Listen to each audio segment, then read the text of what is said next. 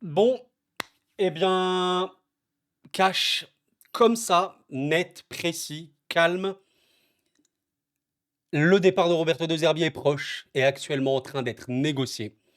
Le coach de l'OM va quitter l'OM. Départ quasiment acté, beaucoup de tristesse en interne. Pour samedi, le prochain match des Marseillais face à Strasbourg, l'OM réfléchit à une solution en interne. Mesdames, messieurs, bienvenue à vous. On va en parler, même si vous ne supportez pas l'OM, je vous invite évidemment à regarder cette vidéo, parce qu'on est tous concernés, voilà. On aime le championnat de France, peut-être que voilà, vous êtes même supporter d'un club de Ligue 1. En Ligue 1, c'est très très important, c'est le cas dans tous les championnats, mais avoir des locomotives, c'est important. Avoir des clubs phares, des noms importants en France qui arrivent à avoir une certaine régularité, une certaine continuité dans leur projet. Là, et vraiment, ça va être des questions que je vais vous poser tout au long de cette vidéo, où se dirige l'OM? Je tiens à vous préciser une chose qui est importante. De Zerbi arrive à l'OM, il y a un trio qui se forme, Longoria, Benatia, De Zerbi, vous le savez très bien. La saison 26-27 de l'OM, on verra comment elle sera. Mais on part sur un nouveau projet. Les gars, on part sur un nouveau projet. Je ne sais même pas si Longoria présentera sa démission ou quoi, mais on va aller sur quelque chose de nouveau. Mesdames, messieurs, encore une fois, bienvenue à vous. Les infos qui viennent de tomber de RMC, j'ai pu écouter un petit peu, évidemment, les propos. On parle vraiment d'un Italien, de Zerbi, quoi, marqué, qui ne sent plus l'adhésion de ses joueurs. Il y a des propos dévastés par l'état actuel des choses. Il n'a plus les ressources pour poursuivre sa mission. Le débat que ça va faire, ça, on va en parler toute cette semaine, dans les médias français, partout. Il y a 2 camps vraiment à l'OM, chez les supporters, et je l'ai vu sous mes vidéos. Il y a vraiment des gens qui sont toujours avec De Zerbi, malgré tout. Il y a des gens qui ne le supportent plus. Bon, en tout cas, ceux qui ne le supportent plus, vous allez être contents parce qu'il ne sera plus là. Il ne sera plus l'entraîneur de l'OM. Cette semaine, peut-être que quand vous regardez cette vidéo, il ne l'est déjà plus. Exprimez-vous, exprimez votre ressenti, exprimez comment vous vous sentez. Je vais vous donner mon avis, voilà, en tant que supporter neutre. Allez, moi, je suis parisien, voilà, si jamais vous me découvrez. Je vous donne ma vision par rapport à ce que j'ai vu également du terrain concernant l'OM, ça me paraît important. Le terrain, ça reste le jeu et ça reste pour ça qu'on suit le football et qu'on partage notamment sur cette chaîne. Mais il y a eu une fracture qui s'est créée. Alors, j'ai regardé ce soir, Première Ligue, multiplex Première Ligue, West Ham, Manchester. Bon, petite soirée cool, Première Ligue, belle soirée. Euh, la Ligue 1, j'ai fait une petite vidéo Ligue 1, ça vous intéresse, j'ai parlé des 18 clubs de Ligue 1 sur la vidéo juste avant celle-ci. Je parle de tout le monde, toutes ces équipes-là. Par rapport à l'OM, les gars, on a vu en fait un truc qui est anormal. On est, et je vous l'avais exprimé sur du coup, la dernière vidéo, l'année 2026 de l'OM n'a pas de sens. C'est-à-dire, je pense que personne, vraiment personne, peut se poser maintenant, même si tu as de l'expérience ou quoi, et expliquer fondamentalement que s'est-il passé dans cette année 2026. Je ne te parle pas de la saison entière. Je te parle de 2026 pur et dur. Que s'est-il passé? Je ne sais pas. On a eu un des contrastes, un des paradoxes les plus importants pour un club français, franchement, parce qu'il y a des clubs français qui sont en crise. Habib Bey a quitté Rennes il n'y a pas longtemps, mais Habib Bey, pour moi, ça n'a rien à voir avec De Zerbi. De Zerbi arrive au début d'un projet, bâtit son projet, a un mercato très très conséquent vis-à-vis de ce projet. Je ne dis pas que Bey n'a pas de mercato ou quoi, mais Bey arrive pour une saison, quoi. Il n'a même pas fait un an, je pense. Tu comprends l'idée? Il y a une ère de Zerbi qui se forme. Il y a une ère de Zerbi qui se forme. Question aux Marseillais, que retenez-vous de l'ère de Zerbi? Premier degré. Personnellement, en tant qu'extérieur à tout ça, je retiens des éclats. Je retiens des pics parfois très intéressants. Mais je retiens, de manière très paradoxale, des pics inverses extrêmement décevants. On est ouais, sur un des plus gros paradoxes français de cette dernière saison, de ces 2 dernières années, si vous voulez. Une reprise d'année désastreuse, parce qu'il faut dire aussi les mots. Le match contre Nantes, il y a encore des Marseillais qui m'ont dit ça après le match contre le PSG, qui m'ont dit le match où j'ai eu le plus honte, c'était après Nantes. Parce que tu es à la maison, tu as 2 rouges. Tu as 2 rouges et après ça, un mec comme Vermeeren, par exemple, on l'a plus revu. Quasiment plus. Vermeeren, il prend rouge face à Nantes, voilà, on le voit plus. Il a plus joué. Cette gestion du groupe d'effectifs. Murillo, j'en ai pas parlé sur la chaîne, quand je parlais de l'OM. Murillo, disparu. Du jour au lendemain, il y a eu des trucs bizarres. Je sais pas ce qui s'est passé. Mais même Rabiot, début de saison, il s'est passé des choses. Je ne sais pas quoi, mais des coups d'éclat. En fait, c'est ça. L'OM de Zerbi, c'est des coups d'éclat. Donc un match contre Nantes, c'est un match où tu donnes, enfin, tu fais n'importe quoi. Nantes, les gars, qui avaient gagné 2 matchs avant ça, et qui depuis n'a plus regagné, qui est une équipe évidemment qui risque d'aller en Ligue 2. Face au PSG, alors, même si moi, ça m'a saoulé, parce qu'évidemment, je suis pour le PSG, j'avais pas peur de dire le soir même, on rigole en chambre, mais l'OM a été bien dans ce match-là. Et j'ai même envie de te dire que par moment, l'OM a été meilleur à la fin. Ouais, ça fait un match actif des deux côtés, machin. Voilà, bon. Mais il y a eu un OM qui a eu des choses. C'est pas comme si tu as compris l'idée. C'est pas comme le 5-0 au PSG OM. Bon. Donc je me dis, oula, mais alors, cet OM-là, contre Nantes, ils font point d'interrogation, on comprend pas. Contre le PSG, oula, c'est chaud. Bon, grosse désillusion, comme d'habitude, chez eux, but pris à la dernière seconde, et ça, les gars, c'était pas un hasard. Franchement, allez voir en Europe. Purée, mais quelqu'un m'a dit, à Marseille m'a dit, Coro, l'OM a pris 8 buts, je sais pas quoi, peut-être j'abuse, mais beaucoup, beaucoup de buts après la 90e minute. Ah, j'ai pas compris le truc. J'ai pas compris. Donc bon, Coupe de France, équipe amateur, ok. Ligue 1, Angers. Ah, c'est Angers, mais Angers, c'est une équipe de maintien qui a gagné beaucoup de points, qui actuellement est plutôt ok en Ligue 1. Très bien, moi j'aime bien cette équipe d'Angers. La première mi-temps qu'a fait Marseille face à Angers, allez la revoir si vous voulez. La première mi-temps qu'a fait Marseille face à Angers, c'est la meilleure mi-temps de l'OM depuis peut-être 2 ans. Enfin, peut-être que j'abuse encore une fois dans mes propos, mais c'est pour vous illustrer le gros paradoxe. Il y a une mi-temps, tu surdomines, tu as le ballon en permanence, ton pressing est parfait, tes combinaisons sont parfaites et tu as de la finition. Rendez-vous compte, ça n'a aucun sens. Il y a 4-0 à la mi-temps, tu es en train de rouler, ça n'a aucun sens. C'est tellement bizarre, tellement bizarre. Encore une fois, je te prends la but à la toute fin. Après, face à Liverpool, alors on me dira c'est Liverpool, oui. Mais les gars, ce Liverpool-là, très honnêtement, je regarde la première ligue. C'est une équipe qui reste un nom, qui reste avec des grands joueurs. D'accord. Après l'OM, ils perdent dans un match où ils perdent 3-2. Franchement, ils peuvent en perdre plus, hein. C'est une équipe où il faut leur rentrer dedans. Au-delà de perdre, peut-être que l'OM aurait perdu. Mais je vous pose la question, Marseille et autres. Avez-vous vu une équipe de l'OM face à Liverpool qui a joué le match avec hargne, avec cette idée de mouiller le maillot, rentrer dans l'adversaire? C'est aussi la combativité qui fait le sport, qui fait le football. C'est pour ça qu'on est sur un sport magnifique. C'est pour ça que des toutes petites équipes arrivent à éliminer des grandes équipes. Sinon, bah, on ne suivrait pas autant ce sport. Est-ce que vous avez vu ça dans ce Liverpool Web? On est en train de tout disséquer. Absolument pas. Absolument pas. On a vu un match, un non-match de beaucoup, et un roulis qui commençait déjà à être sur une phase très descendante. Donc là, on se dit, oulala, Marseille-Liverpool, c'est un non-match. Après Liverpool, qu'est-ce qu'on a? On a Lens. Et ce qui est fou avec ce match-là de Lens, c'est que dans l'absolu, le match, il est équilibré, je te dirais. Si on prend les 90 minutes.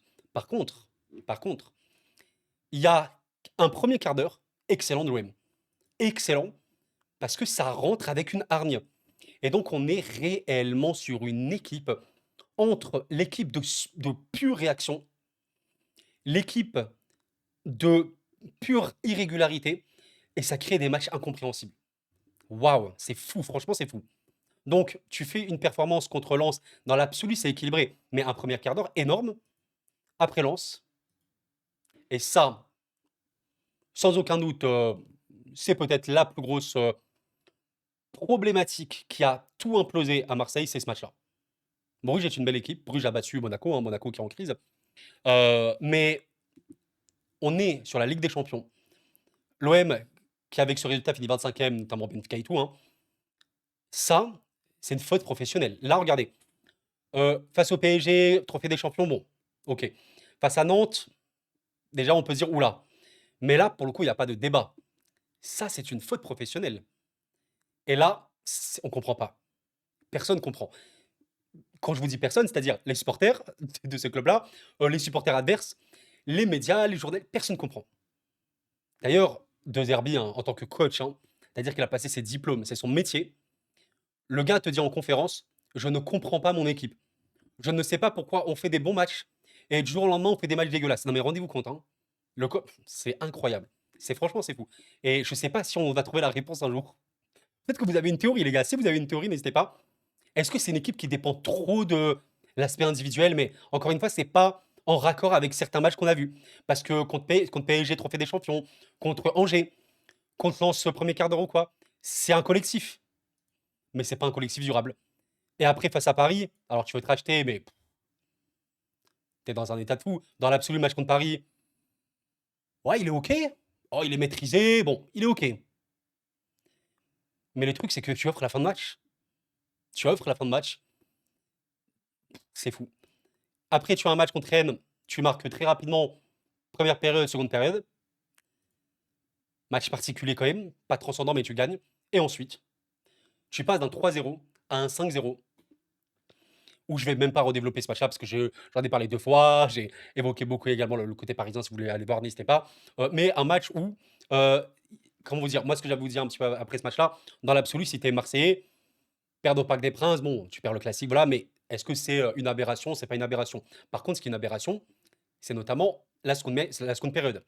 Parce que la seconde période, les gars, purement et simplement, vos joueurs ont arrêté de jouer. C'est-à-dire dans le sens où, ouais, allez, limite, vas-y, on veut perdre, on veut se faire, allez, détruisez-nous. Enfin, vous voyez un petit peu l'idée. Là, on était sur une aberration. Là, c'était quelque chose de très, très choquant. Et voilà, en tant que Parisien, évidemment, j'étais quand même très, très satisfait de ce match-là. J'ai aussi conscience qu'en face, il y a une équipe qui a abdiqué. Donc, on en est là. Et on est à quelques jours de ce match-là face à Strasbourg. Strasbourg, les gars, qui je rappelle est une équipe extrêmement verticale, qui je trouve a quand même tendance à mieux jouer face aux équipes comme Marseille qui ont de l'espace par rapport au bloc plus bas. Ok, et ben on en reparlera. Mais le bilan à la fin. De Zerbi, il y a 22 défaites avec l'OM. En vrai, c'est beaucoup quand même, hein. Je connais pas trop le ratio, mais 22 défaites, c'est beaucoup. 39 victoires. Ah, je pensais pas 22 défaites. J'avoue, ça me surprend, je connaissais pas le chiffre. 22 défaites avec l'OM quand même pour De Zerbi. En vrai, est-ce que c'est des chiffres qui vous semblent aberrants ou c'est OK? Je vous avoue que j'ai pas trop les chiffres, hein, des coachs de l'OM. Heu, 57 de victoires. Ouais, tu me diras que c'est son deuxième meilleur ratio après le Shakhtar? Ouais, bon.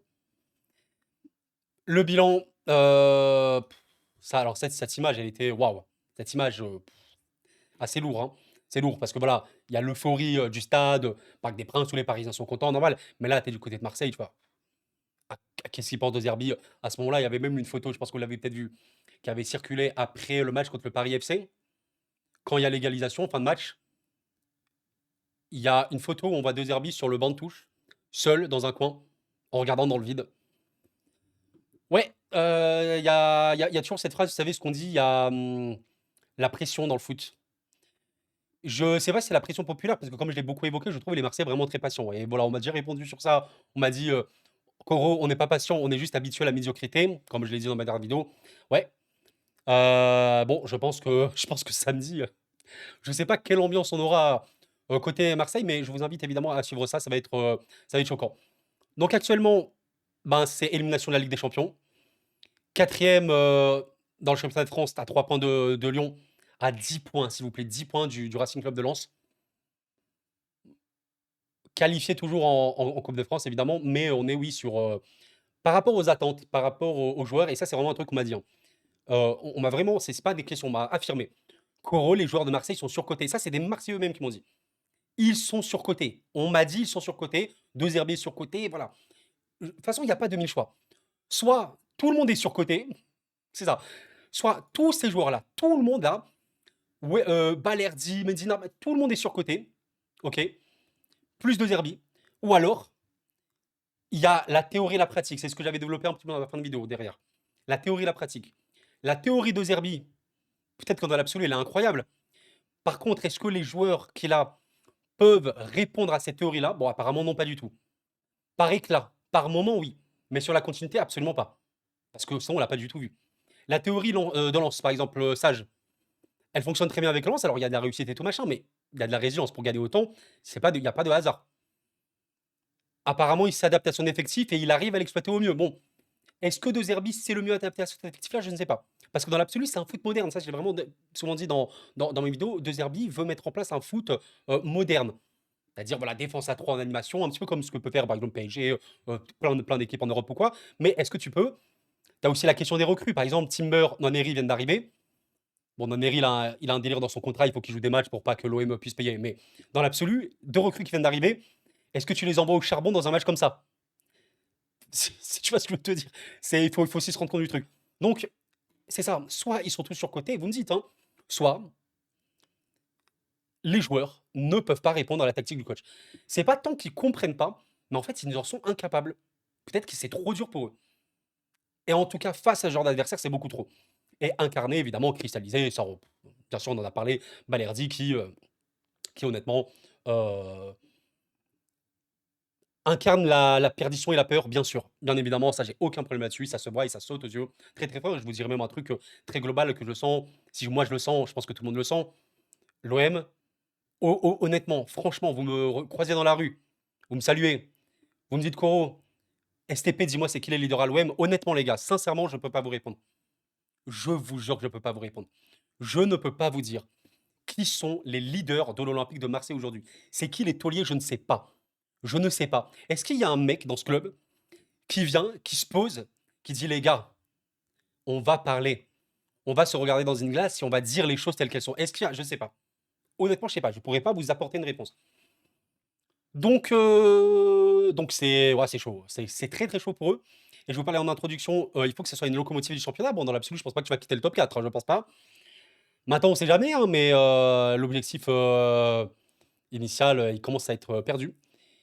Et ouais, cette terre de Zerbi, je sais pas du tout ce que les Marseillais retiendront de ça, mais là, je vous donne vraiment mon avis en tant que reculé de tout ça. Mais qu'est-ce qu'on pense les Marseillais? Parce que là, c'est la suite. Il y avait l'air, Jacques-Henri Hérault, je crois que ça, hein. Alors, je suis pas le plus calé du tout, hein, évidemment, sur l'histoire de l'OM ni rien, mais l'ère Jacques-Henri Hérault, elle se finit d'une manière très très bizarre.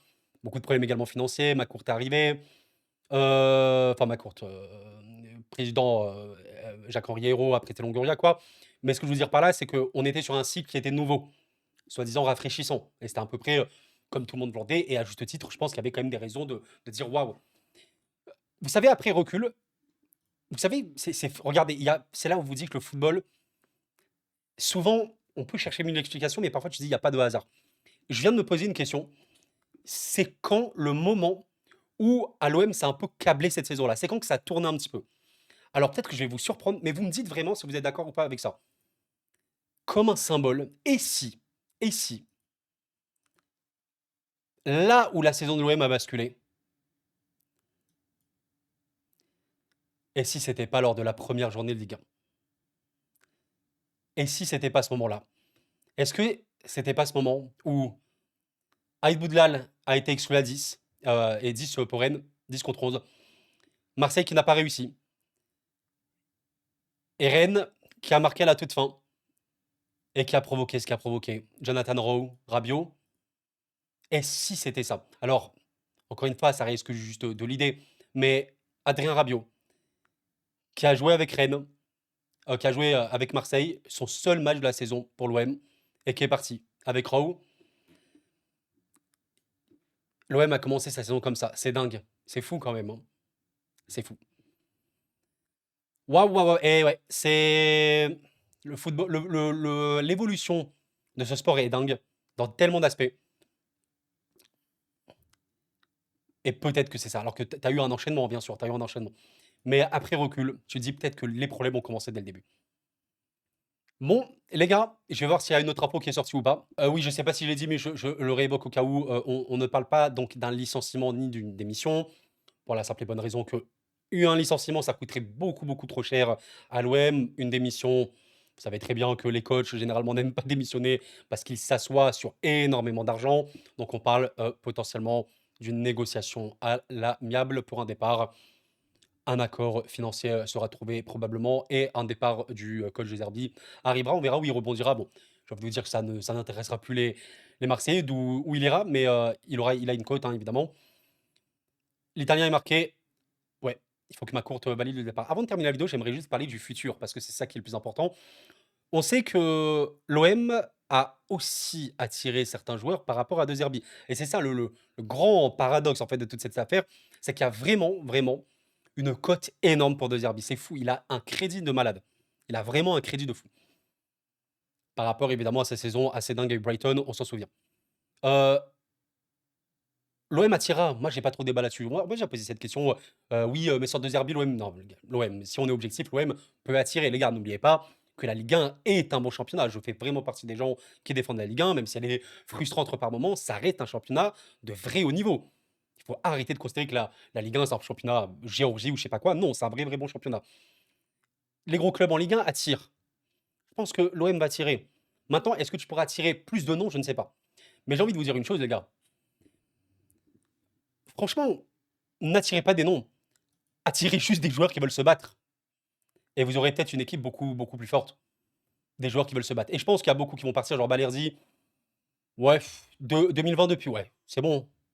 C'est bon. Le mec, il est là depuis 2020 avec l'OM. 6 ans. C'est bon. Je pense que Balerdi, c'est terminé. Il va avoir une vague de départ. Pavard ne va pas être. Le prêt ne va pas être. Enfin, le prêt va être cassé, quoi. Balerdi va partir. Pavard va partir. Ça me semble évident. Je pense que certains. Noneri va retourner à Arsenal. Greenwood va probablement partir, etc. Il y en a plein qui vont partir. Et il faudra restructurer ça. Mais c'est vrai que l'avenir. Encore une fois, on parle très souvent. C'est le mot d'ordre avec Marseille. Le fameux mot stabilité. Où est la stabilité? Où est la stabilité? Mais en fait, on parle d'instabilité. Pas pour l'instant, mais eh bah, écoutez, la prochaine saison, il faudra repartir sur un truc comme ça, mais déjà bien s'occuper de finir, cette saison, du mieux pour vous. Bon, en tout cas, voilà les gars, c'était la bombe, une bombe évidemment, dont tout le monde s'attendait, mais très, très différente de celle de Bale, hein. Pour moi, Habib Beye, De Zerbi, ça n'a pas du tout, le même rapport et on est sur une grande énigme. Voilà, quand je pense à ces profs de Zerbi, j'ai encore la force de rester 5 ou 6 ans à l'OM. Les joueurs me soutiennent. Je sais pas ce qui s'est passé. Franchement, j'ai traité de plein, plein de clubs sur cette chaîne depuis 2 ans et demi. Plein d'équipes différentes, plein de sujets vraiment divers et variés. Rarement, j'ai eu autant de mal à lire et à comprendre une équipe comme celle-ci. Sincèrement. Et je vous le dis honnêtement, j'ai que des réflexions, mais pas de réponse réelle et concrète, si ce n'est ce que je vais développer dans cette vidéo. On en reparlera en tout cas. Prenez soin de vous les amis, c'était Koro, merci pour votre soutien et à la paix sur vous.